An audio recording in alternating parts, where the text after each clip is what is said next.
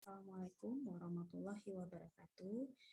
Pada kesempatan ini saya akan membahas mengenai metode CSAMT, yaitu bagian dari metode elektromagnetik.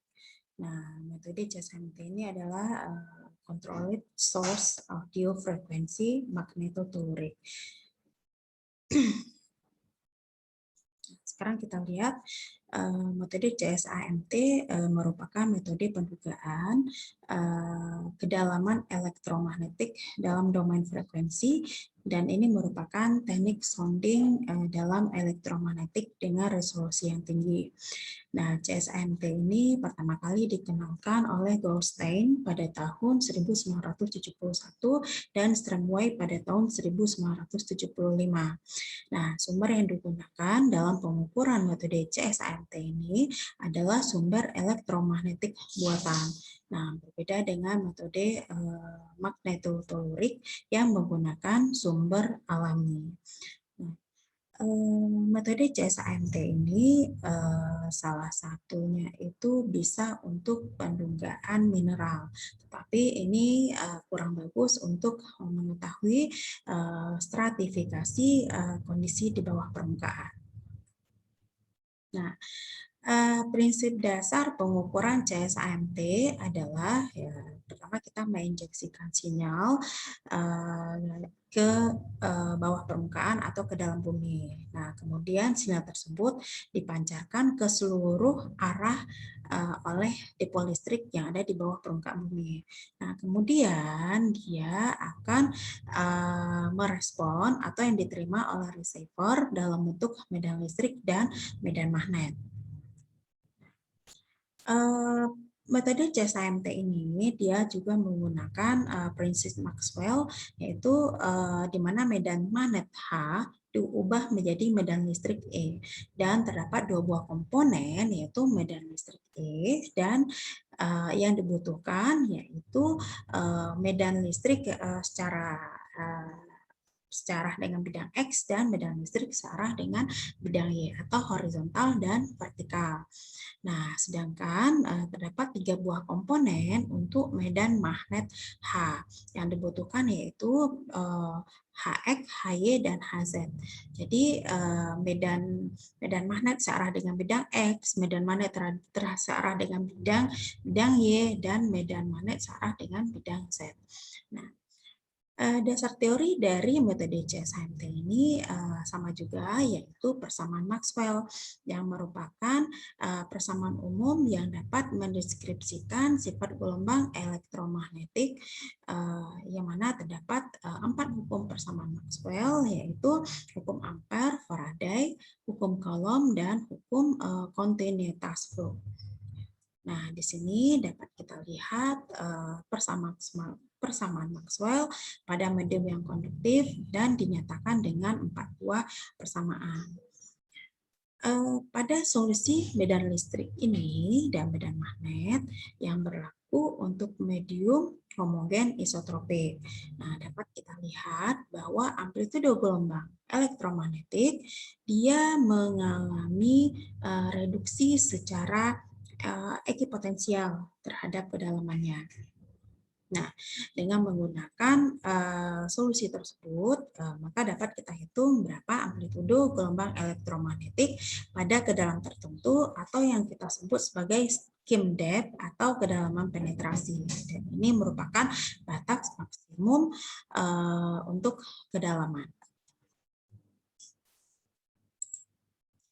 Nah, CSAMT ini terdiri dari pasangan elektroda dipol, terdiri dari yang tetap. Nah, di mana jarak keduanya itu kita atur sekitar 1 sampai 2 km. Nah, bahkan dia dapat mencapai 2 sampai 4 km jika kita menggunakannya. Nah, frekuensi yang dibutuhkan serta yang digunakan itu sekitar 0,125 sampai dengan 8.000 Hz. Jadi ini juga termasuk frekuensi yang sangat rendah, Nah, berikutnya, dan ini yang umum digunakan yaitu antara 16 sampai dengan 88.000 hash. Nah, di sini dapat kita lihat, di gambar ini dapat kita lihat bagaimana susunan CSAMT di lapangan.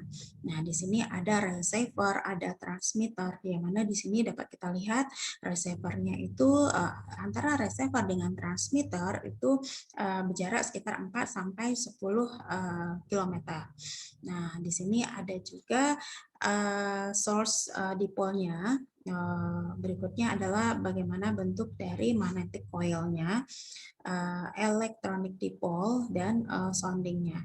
Dan ini biasanya untuk CSAMT ini memang digunakan untuk pendugaan jauh di bawah permukaan.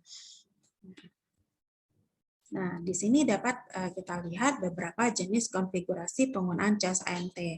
Nah, di sini dapat kita lihat gambarnya, yaitu arah transmitter. Arah transmitter terdiri 2 buah channel dan 1 stasiunnya, dan memiliki medan listrik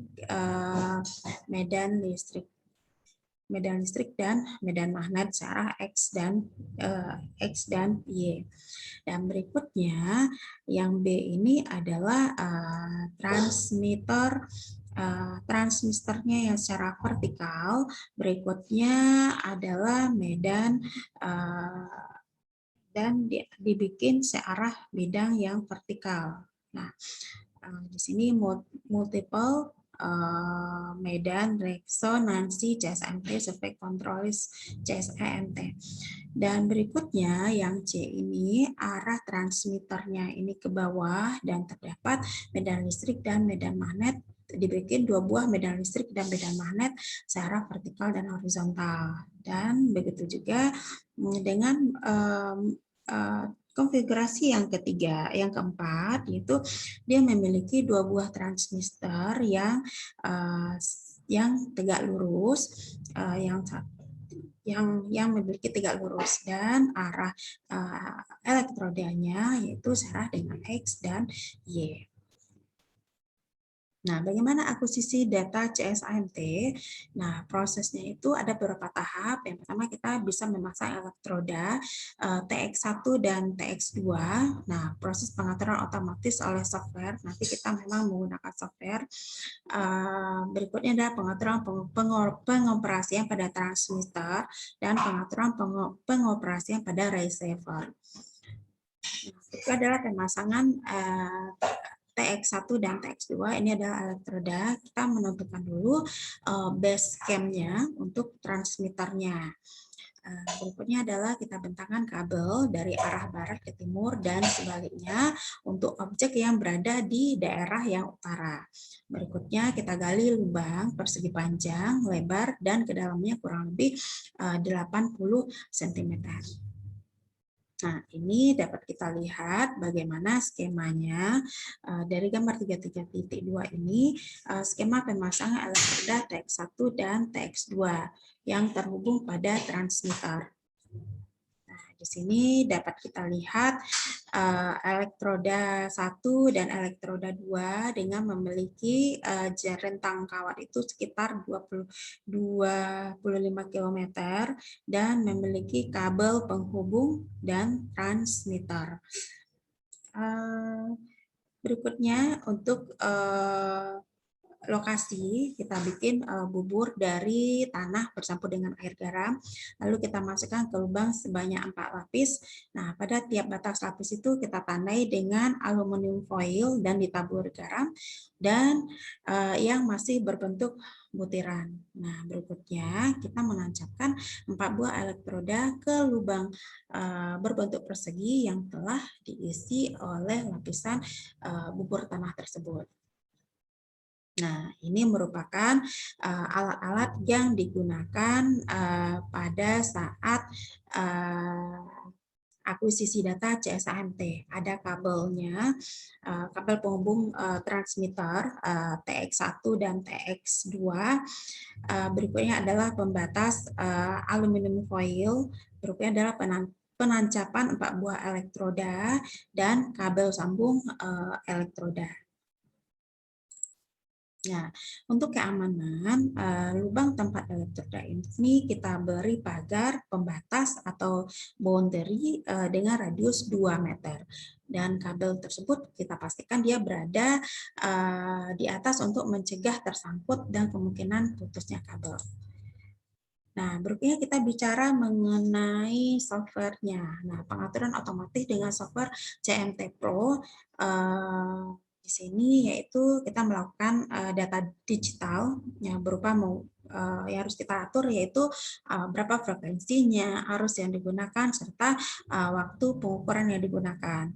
Nah, menggunakan software bawaan dari alat itu sendiri, dari alat CSAMT Phonic Geophysics yaitu CMT Pro. Jadi setiap alat tersebut dia memiliki software masing-masing. Nah, ini adalah bentuk tampilannya dari software CMT Pro.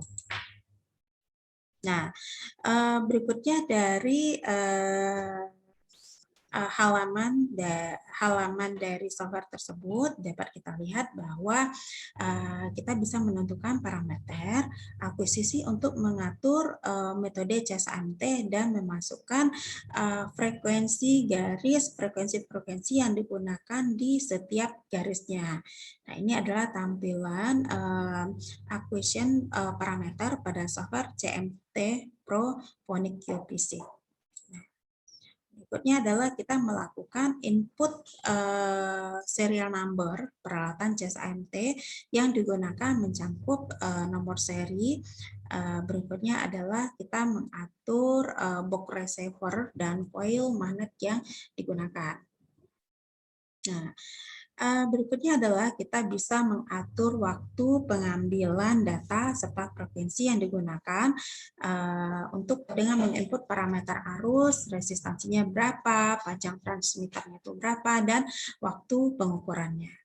Nah, yang di sini adalah bentuk tampilan dari waktu yang kita gunakan. Kita bisa mengatur berapa waktu yang kita gunakan pada saat melakukan survei. Nah, ini adalah bentuk data frekuensinya, terdiri dari frekuensi, berapa arusnya, dan berapa waktunya. Nah, berikutnya kita simpan semua file tersebut dengan nama tertentu, kemudian kita memasukkan beberapa memory card dari masing-masing file tersebut. Nah, berikutnya adalah kita bicara mengenai transmitter. Kalau tadi kita bicara mengenai softwarenya, sekarang kita bicara mengenai transmitter. Berikutnya adalah kita menyiapkan transmitter dan alat pendukungnya, seperti CSC, genset, dan GPS. Ini adalah gensetnya, arus, dan transmitternya.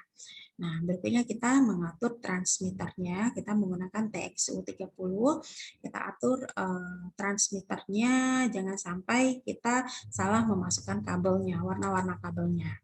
Nah, berikutnya ini adalah bentuk dari kabel transmitternya yang kiri dan slot pada transmitter yang kanan. Nah, ini adalah bentuk pengaturan gensetnya. Nah, sebelum digunakan setiap pagi, genset harus dipanaskan terlebih dulu dan dilakukan pengecekan oli secara rutin. Dan ini adalah kemudian genset tersebut kita hubungkan dengan transmitter yang kita gunakan 3 buah kabel A, B, dan C. Nah, ini adalah langkah awal untuk menggunakan genset. Nah, ini adalah tampilan tombol pada gensetnya. Nah, ini adalah bentuk dari GPS transmitternya. Nah, dia ditempatkan di tempat yang terbuka atau tidak terhalang oleh pohon. Nah, dari GPS dapat kabel yang tersambung pada transmitter. Nah, berikutnya adalah bagaimana cara pengoperasian current source control, yaitu mula-mula TXU30 ini hingga sistem ready dan mendapatkan sinyal satelit GPS. Dan berikutnya baru kita bisa mengoperasikan alat dan kita mengkalibrasi awalnya dengan menggunakan frekuensi yang domain dengan arus 0,5 ampere sehingga tegangannya menjadi stabil sebesar 110 sampai 130 volt. Nah, berikutnya kita bisa menunggu receiver siap untuk dikirimkan arusnya. Nah, receiver ini siap untuk dikirimkan, kemudian samakan frekuensi pada transmitter dan receiver. Nah, berikutnya kita tekan tombol on dan ubah dari off ke on. Nah, alat ini bisa bekerja secara otomatis, sistem looping pada sistem frekuensi 8 Hz sampai dengan 5120 Hz dan bekerja pada waktu yang telah kita tentukan. Nah, ini adalah bentuk dari current source controller. Nah, berikutnya adalah receiver. Nah, receiver ini dia berfungsi sebagai alat penerima pembacaan medan listrik dan medan magnet. Nah, di sini terdapat beberapa peralatan pendukung di receiver. Nah, antaranya adalah coil magnetik,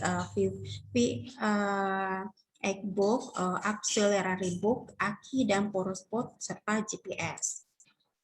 Nah, ini adalah bentuk dari transmitternya, skema peralatan pada receiver. Ini adalah bentuk skema peralatan pada receiver. Ini ada receivernya, ada aki, ada ground, ada GPS, poros pot, coil magnetik. Nah, ini adalah V8 book phonic geofisik. Nah, alat ini berfungsi untuk menangkap sinyal medan magnetik listrik yang terbaca secara real time dari hasil pengukuran CSAMT di bawah permukaan bumi. Nah, ini adalah bentuk dari alatnya. Nah, berikutnya setelah kelengkapan peralatan pada receiver, pengoperasian V8 ini dimulai, kita tekan tombol on. Nah, berikutnya adalah sinyal GPS mulai men-setting V8 dengan memasukkan parameter yang dibutuhkan dan antara lain adalah berapa nama lintasannya, prospotnya, titik awal prospot dan arah lintasan. Nah, selanjutnya jika semua parameter yang kita perlukan sudah dimasukkan, maka sinyal GPS sudah dalam keadaan langkah ready dan meminta transmitter untuk dikirim arusnya. Nah, berikutnya baru kita samakan frekuensi yang terbaca pada receiver dengan frekuensi yang terbaca pada transmitter. Nah, ini adalah bentuk dari input dari data receiver. Nah, ini adalah coil magnetik. Nah, ini merupakan sensor magnetik untuk menangkap sinyal medan magnetik. Nah, ini adalah bentuk coilnya, bentuk coil magnetiknya. Ini adalah aki yang digunakan untuk sumber energi menghidupkan alat V8. Ini adalah bentuk GPS receiver-nya. Nah, ini adalah prospotnya, salah satu perlengkapan alat yang dibutuhkan dalam receiver.